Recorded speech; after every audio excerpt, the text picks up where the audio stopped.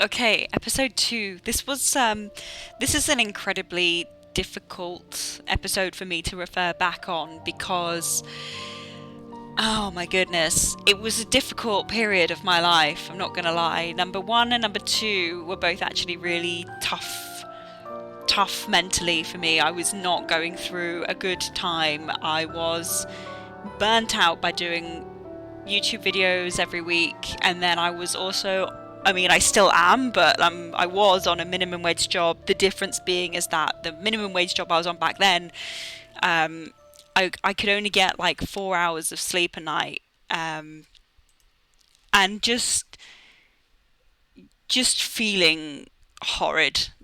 I just remember just not getting enough sleep, and then I don't think I I think I was with a boyfriend at the time, not Leo, not the guy in the video, but I was with a boyfriend at the time, and it was just not a very um, healthy relationship. It was just, yeah, I'm not trying to do a whole woe is me, but I'm just saying, like, when I watch this video, these feelings come up where I'm like, oh wow, that was such an uncomfortable time for me, and I just felt so lost, if you will. I had felt like I had nothing to really fall back on, and just a lot of fear, and um, just really using this show to escape.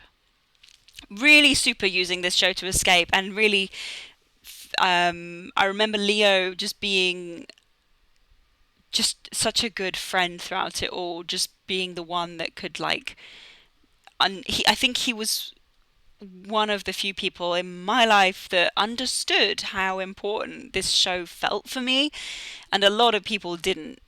A lot of people obviously feel it was just some sort of YouTube videos that I was normally doing, but for me it was like, no, I want to do something big, grandiose, and something like I've never done before that really pushes me as a not only a presenter, it's way more than that. This is now spiritual. This is now something much bigger. This is like going to change me. I don't want to recognize myself at the end of this series. I want to put my heart into it. It's not just about facts, it's about um, how I can work on myself to a level where the audience is primarily engaged with what I have to say because they sense that I'm very, very involved in the subject matter. And this could be so that you can tell I'm starting to take it way more seriously. I'm like, okay, so what clothes can I wear that will make me feel more sexy? I think maybe the word is. I don't know if that's the exact word to use, but confident is definitely one of them. Sort of feeling like I I belong in this show and I'm allowed to be the main character.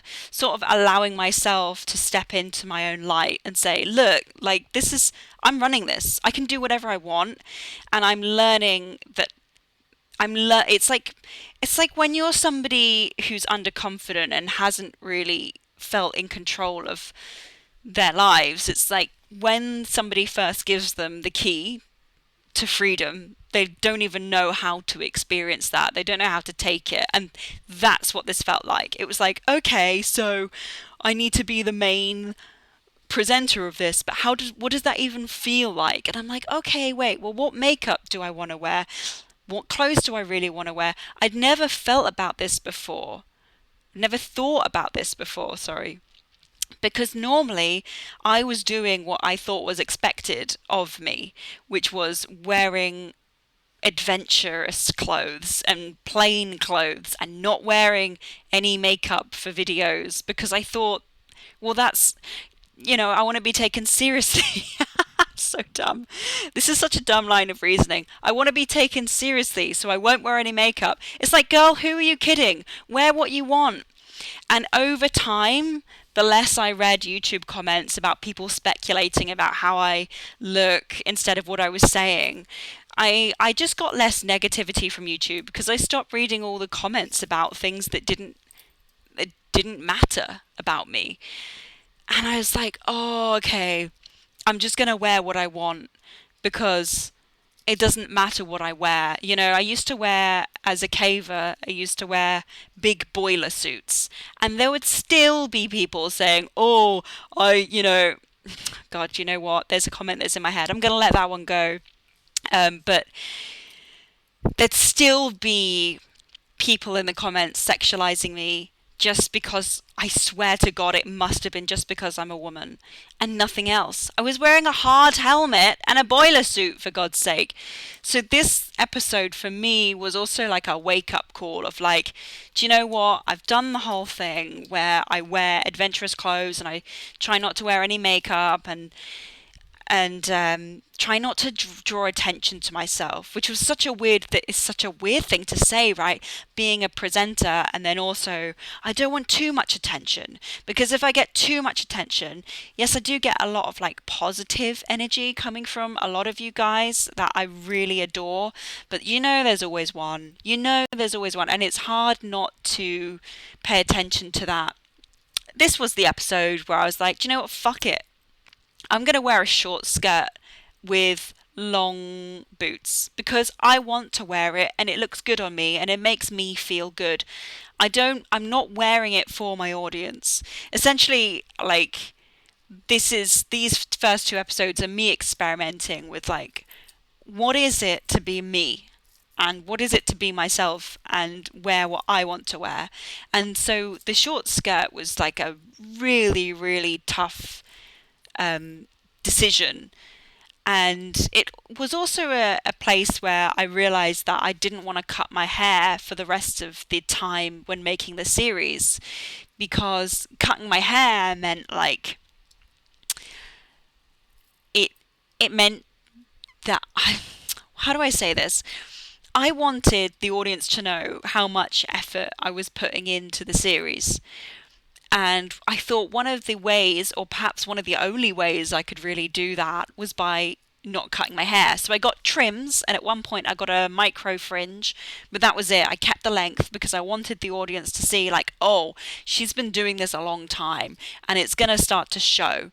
I also didn't touch my hair like with any dyes or any bleach. Nothing was going on, so it became like a natural hair color for me, which I became increasingly annoyed at during the latter half of the season. If I'm being honest, I was really annoyed with how just scraggly my hair got towards the ends, and just the colour. I didn't like it. It wasn't suiting any of my... It wasn't suiting the look at all. This is important for me, this take, because this is like the first time that Leo started really messing around and this is a natural thing. So he started to chase me with the drone because we thought it was funny. And lo and behold, I had just ended up using that for the very last scene where the closing credits started. I wanted to seem like, something was chasing me to show the vulnerability of me as a person. I may be just directing the show, but I wanted to show the audience that the presenter is very susceptible to the world around her. Like, no matter what I'm going through, I'm finding this difficult. Like, I'm doing it all on my own, and it's tough. It's not easy. And it feels like I'm bearing everything, really. And so having the drone chase me at the end was this very, like, little fragile note of, like, okay, I'm subtly terrified here, but it's going to be okay. The audience is scaring the hell out of me and is chasing after me, but it's all right. And then from then on, I was like, oh, I know what I really, really want at the end, is to be chased by the drone, but in a different sort of way, in a way where perhaps the audience is in with the running. So thank you for listening to this commentary. I know that was mainly just about clothes. Well, what do you expect? Apart from that, I just want to say a quick thank you to all of the speakers that were on this. This was a really nice one to film in regards to the actual content. So super happy with it. See you next time.